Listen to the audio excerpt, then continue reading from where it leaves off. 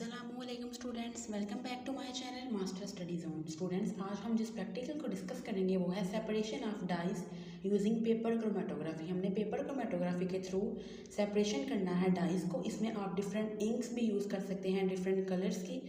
तो स्टूडेंट्स, ये प्रैक्टिकल आपको समझाने से पहले मैं बता दूँ, अगर आपको किसी भी प्रैक्टिकल में, चाहे वो ज़ूलॉजी का है, बॉटनी का है, केमिस्ट्री का है, या आपको किसी भी सब्जेक्ट में ज़ूलॉजी, बॉटनी, केमिस्ट्री, इंग्लिश, आपको किसी भी सब्जेक्ट के कोई नोट्स चाहिए, आपने कोई लेक्चर समझना हो, आपको असाइनमेंट या प्रेजेंटेशन बनाने के लिए किसी टॉपिक का कोई मटेरियल चाहिए, तो आप मुझे कमेंट सेक्शन में मैसेज कर सकते हैं। इसके अलावा डिस्क्रिप्शन में मेरे व्हाट्सएप का लिंक भी दिया गया है, आप उस लिंक के थ्रू मेरे व्हाट्सएप ग्रुप को ज्वाइन कर सकते हैं। अगर आपको स्टडी से रिलेटेड कोई भी प्रॉब्लम होगी तो इंशाल्लाह मैं आपकी प्रॉब्लम को सॉल्व करने की पूरी कोशिश करूँगी। तो स्टूडेंट्स, आज हम जिस प्रैक्टिकल को डिस्कस करेंगे वो है separation of dyes using paper chromatography. सबसे पहले हम देखते हैं students, what is paper chromatography. तो स्टूडेंट्स, इसमें जो हम क्रोमेटोग्राफिक पेपर यूज़ करते हैं उसको वो एक्ट करता है एज अ स्टेशनरी फेस, और जो आप सॉल्वेंट यूज़ करते हो क्रोमेटोग्राफिक टैंक में, वो हम क्या यूज़ करते हैं एज अ, वो एक्ट करता है एज अ मोबाइल फेस। तो इसमें एक स्टेशनरी फेस है और एक मोबाइल फेस है। आपका जो पेपर है वो क्या है, स्टेशनरी फेस, और जो आपका सॉल्वेंट है वो क्या है, मोबाइल फेस। तो स्टूडेंट्स, इसमें हम कलर पिगमेंट्स को सेपरेट करते हैं, कलर कंपाउंड्स को या फिर आप कलर सब्सटेंसेस को इसमें हम जो है वो सेपरेट करते हैं on the base of their migration towards the, उनकी जब वो मोबाइल फेस के साथ मूव करते हैं, सॉल्वेंट के साथ जब वो मूव करते हैं तो उनकी डिफरेंट अफिनिटीज़ होती हैं डिफरेंट कलर्स की, कि वो जो स्टेशनरी फेस है उसके ऊपर वो कितना जो है वो मूव करेंगे। तो स्टूडेंट्स, इसमें जो आपको मटेरियल चाहिए वो कौन कौन से हैं, क्रोमेटोग्राफिक चैम्बर है विद लिड मीन्स के आपने ऊपर ढक्कन यूज़ करना है, अदरवाइज आपका जो सॉल्वेंट है वो इवेपोरेट हो जाएगा। मयरिंग सिलेंडर आपने यूज़ करना है। इसके बाद वाटरमैलन फिल्टर पेपर है, पेंसिल है, ग्लास रॉड है, स्केल है और कैपिलरी ट्यूब है। अभी हम देखेंगे कि इसमें स्केल का क्या पर्पस है। स्टूडेंट्स, जो आपने सॉल्वेंट बनाने के लिए केमिकल यूज़ करने हैं वो है आइसोप्रोपाइल अल्कोहल, डिस्टिल वाटर, और मिक्सचर आप यूज़ करना है रेड एंड ब्लू इंक्स का। आपके पास रेड और ब्लू इंक्स अवेलेबल होनी चाहिए।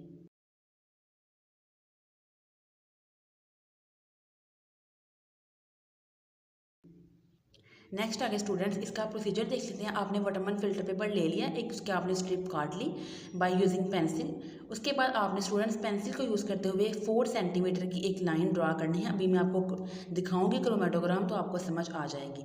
Using fine capillary tube put drop of mixture. Capillary tube को यूज़ करते हुए आपने मिक्सचर का एक ड्रॉप लगाना है, रेड का एक ब्लू का। उसको आपने पॉइंट रेड के आप नीचे आर लिखने, ब्लू के नीचे बी लिख दें, और फिर आपने एक पॉइंट सी लगाना है इन दोनों के मिक्सचर का।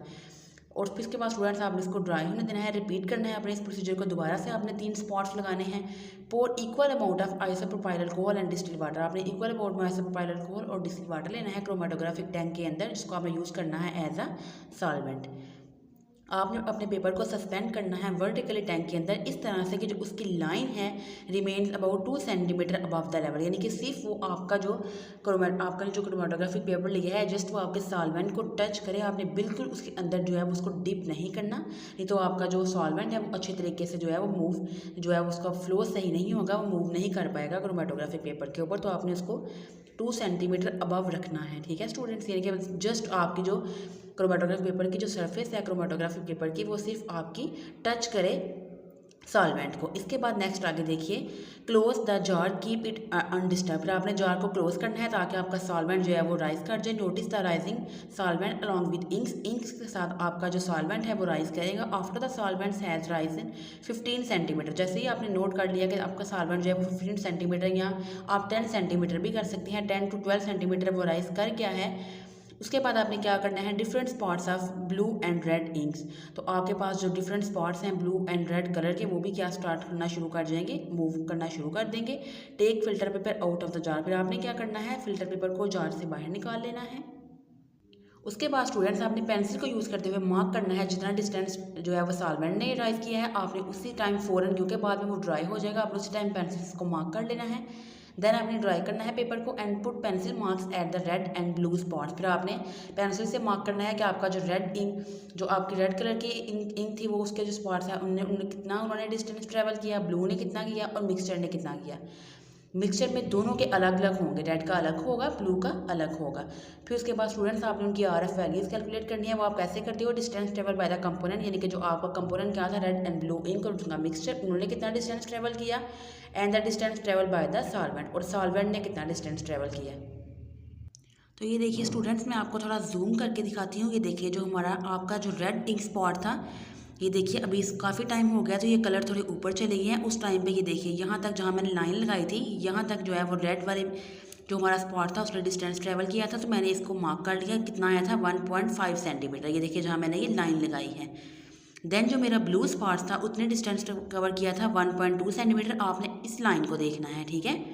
1.2 सेंटीमीटर इसने डिस्टेंस ट्रेवल किया। और जो मेरा मिक्सचर था उसमें एक रेड था और एक ब्लू था। तो स्टूडेंट्स, इसमें जो ए वाला था वो मेरा रेड कंपोनेंट था, उसने देखिए कितना डिस्टेंस ट्रेवल किया यहाँ तक लाइन से, बेस लाइन से लेके आपने स्केल से यहाँ तक मार्क करना है 2.5 सेंटीमीटर। और जो मेरा बी कंपोनेंट था ब्लू, उसने डिस्टेंस ट्रेवल किया था 0.2 सेंटीमीटर। यहाँ से देखिए कि थोड़ा सा इसने डिस्टेंस जो है वो ट्रेवल किया था। तो स्टूडेंट्स बिल्कुल इसी तरह से आपने मार्क करना है। जब आप बस एक चीज़ आपने याद रखनी है, जब आप मिक्सचर का मार्क करोगे तो आपने एक कंपोनेंट का अलग से मार्क करना है। फिर आपने ये मिस्टेक नहीं करनी कि यहाँ से आप नेक्स्ट मार्क करो। आपने नेक्स्ट भी, ये जो आपने बेस लाइन लगाई थी, नेक्स्ट वाला भी आपने इस लाइन से ही इतना डिस्टेंस जो है वो आपने मेजर करना है। आपने यहाँ से इसका डिस्टेंस नहीं करना, बल्कि स्टार्ट से ही आपने जो है वो रेड, स्टार्ट से आपने लेके रेड का करना है और स्टार्ट से ही आपने ब्लू का करना है। तो देखिए स्टूडेंट्स इस तरह से। और ये जो मैंने लाइन ड्रा की थी ये कितनी थी, सॉल्वेंट फ्रंट की, सॉल्वेंट फ्रंट की जो मेरा सॉल्वेंट था वो कितना मूव किया था, तो उसकी मैंने लाइन जो है वो मार्क कर ली थी। तो देखिए स्टूडेंट्स बिल्कुल इसी तरह आपने यहाँ पे कंपोनेंट्स लिख लिए। ये देखिए हमारे रेड ब्लू मिक्सचर कंपोनेंट ए और कंपोनेंट बी। मिक्सचर में हमारे पास दो कंपोनेंट थे, A and B, A red and B हमारे पास क्या था, ब्लू। अब जितना डिस्टेंस ट्रेवल किया था कंपोनेंट, मैंने आपको बताया था, अभी रेड ने 1.5 किया था, ब्लू ने 1.2 किया था। ए कंपोनेंट ने 2.5 जो हमारा रेड था, और जो हमारा ब्लू था उसने 0.2। और सॉल्वेंट फ्रंट मैंने आपको दिखाया कितना था, ये देखिए 4.9। तो स्टूडेंट्स आर एफ वैल्यू कैसे कैलकुलेट करेंगे, जितना हमारे जो कंपोनेंट था उसने जितना डिस्टेंस ट्रेवल किया था और जितना सॉल्वेंट ने किया था, 1.5 को 4.9 से डिवाइड करते जाओगे आप इसी तरह सारी वैल्यूज़ को। 1.2 को 4.9 से, 2.5 को 4.9 से एंड 0.2 को 4.9 से, तो आपके पास ये सारी वैल्यूज़ आ जाएंगी आर एफ वैल्यूज़। उसके बाद देखिए स्टूडेंट्स हमारे पास रिजल्ट क्या आया, R F value of red ink. जो हमारे पास रेड इंक की आर एफ वैल्यू आई है 0.3, वो कंपेरेबल है as the component A red के साथ। और जो आर एफ वैल्यू बी आई है वो भी जो है वो कंपेरेबल है कंपोनेंट बी के साथ, जो कि हमारा क्या था, ब्लू। ये देखिए स्टूडेंट इस तरह वो कह रही हैं कि जो हमारे पास आर एफ वैल्यू आई है रेड की 0.3, वो कंपेरेबल है कंपोनेंट ए जो रेड था उसके साथ 0.5, और जो आर एफ वैल्यू है बी की वो कंपेरेबल है कंपोनेंट बी यानी कि ब्लू वाले के साथ। इसके बाद स्टूडेंट्स लास्ट पे आपने रिजल्ट लिख देना है, R F value of red ink 0.3, R F value of blue ink 0.2। तो स्टूडेंट्स ये हमारा आज का प्रैक्टिकल था। होपफुली कि आपको आज के प्रैक्टिकल की समझ आ गई होगी। स्टूडेंट्स अगर आपको वीडियो अच्छी लगे, वीडियो को लाइक करें, वीडियो को शेयर करें, मेरे चैनल को सब्सक्राइब कर लें ताकि मेरी हर नई आने वाली वीडियो आप तक पहले पहुँच सके। तो स्टूडेंट्स इंशाल्लाह नेक्स्ट हम अपनी वीडियो में एक नए प्रैक्टिकल को डिस्कस करेंगे। तब तक के लिए अल्लाह हाफिज़।